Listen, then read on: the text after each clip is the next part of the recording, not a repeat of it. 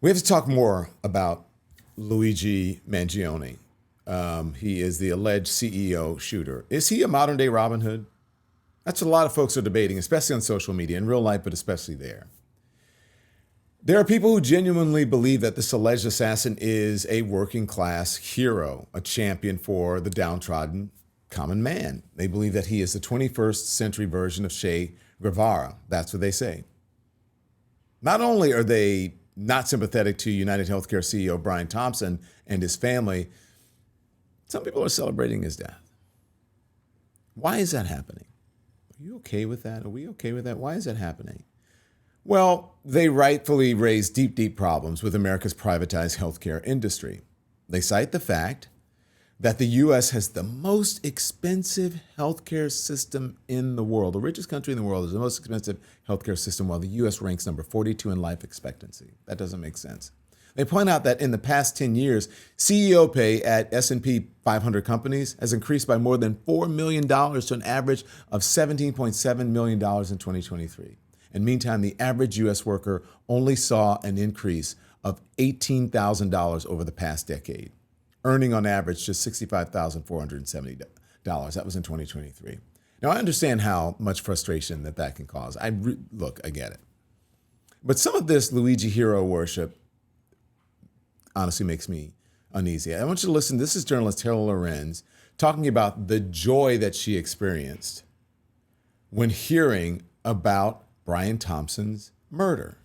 I do believe in the sanctity of life. And I think that's why I felt, along with so many other Americans, joy, unfortunately, because it feels like... Serious? I mean...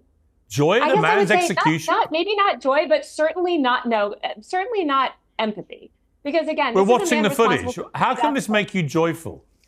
This guy's a husband, he's a father, and he's being gunned down in the middle of Manhattan. Why does that make you joyful? Thousands of Americans that he murdered. So are the tens of thousands of Americans, innocent Americans, who died because greedy health insurance executives like this one push policies of denying care to the most vulnerable people. And the many millions of Americans that have watched people that I care about suffer and in some cases die because of lack of health care. So should they all be killed then? Should they all be killed, these healthcare executives? Would that make you even more joyful?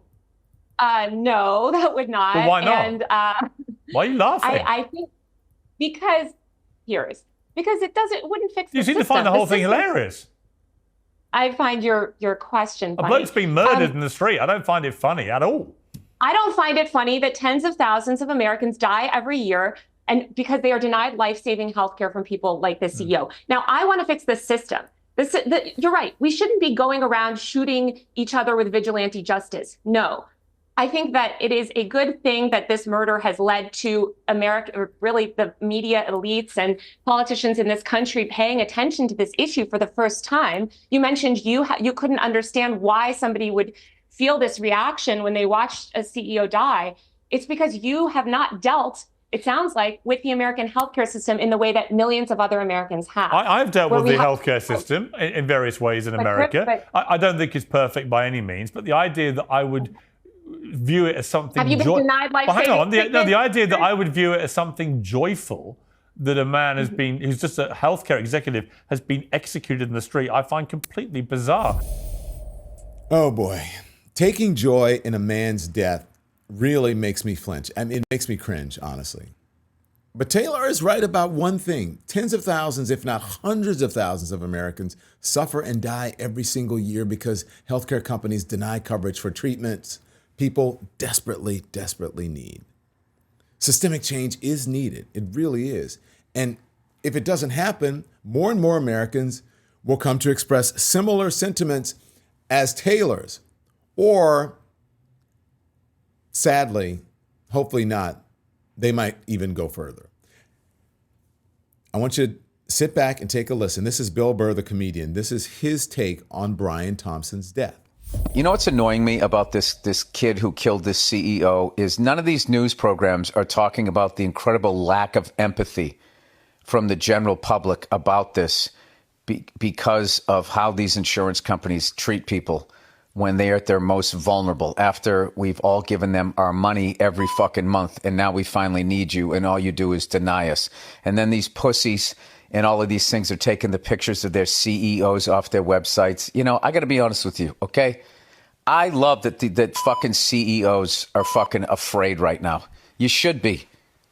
By and large, you're all a bunch of selfish, greedy fucking pieces of shit, and a lot of you are mass murderers. You just don't pull the trigger. That's why it looks clean. That's why these people look, oh my God, oh, he was just, you know, walking into a hotel. It's like, okay, but what was his job? What did he do? What was the results of it? Look, I got to admit, those words are very, very powerful. But I also have to ask, is that what we really want? Do we really want Americans constantly scared of being shot in the street? Is this really the best way to fix America's problems? Does an approach like this, does rhetoric like this, does it lead to a more just healthcare system, a better healthcare system? Or does it lead to rich people just buying private security? Does it lead to the haves just kind of cordoning themselves off from the have-nots? Part of me feels like this whole outrage cycle will accomplish nothing. There's a part of me that feels that way, or at least nothing good. And then there's the fighter part of me, but the bigger part of me feels that way. Making memes of Luigi Mangioni's abs is not going to convince Republican Congress women and men to support health care. If anything, it's just going to motivate another troubled young man or young woman to engage in vigilante, quote unquote, justice. But one thing is for sure, and that is Democrats are missing the moment right now on this one.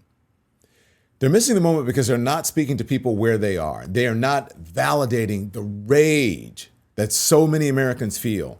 Americans who don't want to go out and shoot people, but who do feel as though they are victims themselves of a corrupt, broken system. I am still watching the reactions of establishment Democratic politicians to this United Healthcare assassination and increasingly realize why we lost the election. I mean, just the totally missing the moment, missing the point, repeating all these empty platitudes like violence is never the answer. And instead of responding to all of the outpouring of sympathy and cynicism and outrage, not towards the shooter, but to our healthcare system, Democrats spend no time speaking or even trying to understand what is the rage and dissatisfaction that drives ordinary people to support a cold-blooded murderer. Well, not only none of the problems get solved, but all of them get actively worse.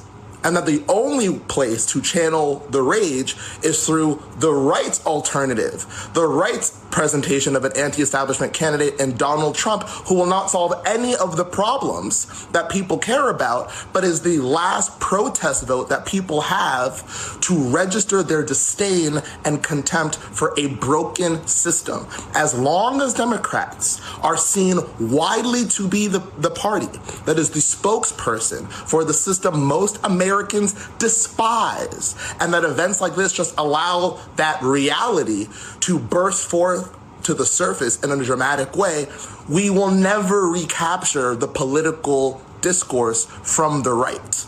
Now, that young man makes great points. He really does. Where are the Democrats on this one, especially now when they're sort of in this moment of reckoning? Why aren't they seizing this moment and saying, yes, murder is wrong, it is evil. Assassinations are antithetical to the American way. But this system needs to change. Democrats lost in 2024 because they allowed Trump to make huge inroads with working class voters for understanding where the country is right now.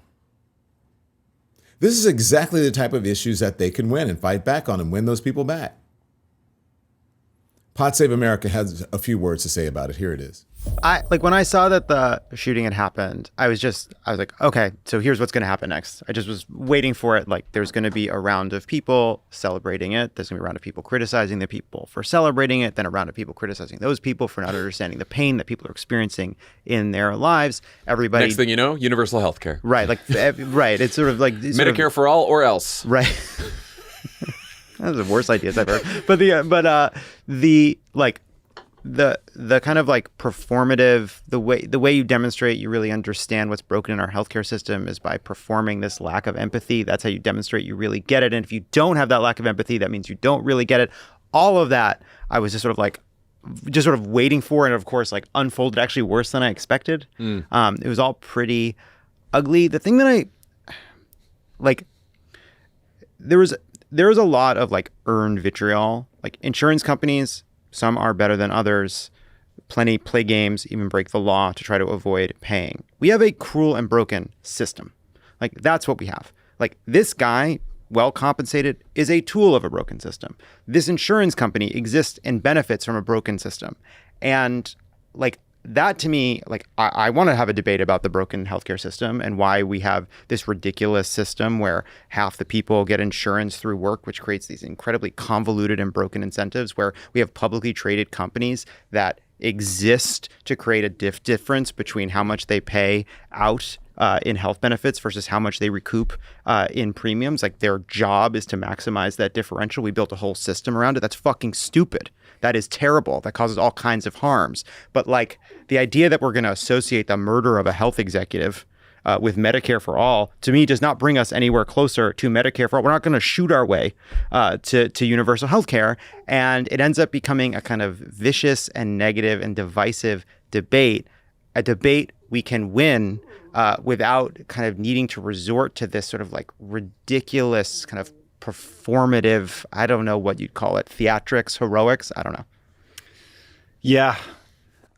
People can make jokes. The reason I don't make them is because I just think that people all have families and, let's think about it on a human level. And then also, deciding that or tacitly supporting targeted assassination is the slipperiest of slopes in my view. And I saw people saying, well, United Healthcare is responsible for more deaths because they deny claims. Well, what if someone decides that rationale applies to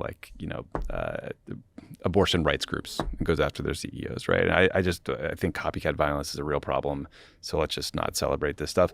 That said, everyone has had a terrible interaction with an insurance company. Every single person. The insurers reject 1 in 7 claims for treatment. I would say those are wise words indeed. We're not in a good place. We're not. This country is dealing with a lot of dark forces right now. But I really think the path forward is clear. No, we should not valorize an alleged assassin. I don't think Luigi Mangione is Robin Hood. But his actions have now shined a light on so much pain and so much rage that exists in this country over our healthcare system. Democrats need to help those people. They need to capitalize on that. Remember, they were the ones that got the Affordable Care Act in place. There's so much right now that needs to change. How do we fix it? Through vigilantism? Or by understanding what this terrible act of violence has brought to the fore and taking this moment, this sad moment, and trying to fix the problem by relating to the very people, the very citizens who are hurting in this country. Let me know what you think. I want to hear from you in the comments. We are thrilled to have you as one of our watchers. So thank you so much for tuning in. Make sure you hit the like button and the subscribe button as well. And that way you can be notified about all of our new content. There's plenty of it for you. We're live every day at 10 a.m. Eastern time. We drop more videos at 2 p.m. Eastern and at 5 p.m. And if you want even more Don Lemon Show content, we'd love for you to become a member of the Lemon Nation, of the Lemon community. Members receive access to special community posts, exclusive content, and live shows. So just head right over to our channel page or click the join button on this video. Again, thank you for watching, and we'll see you next time.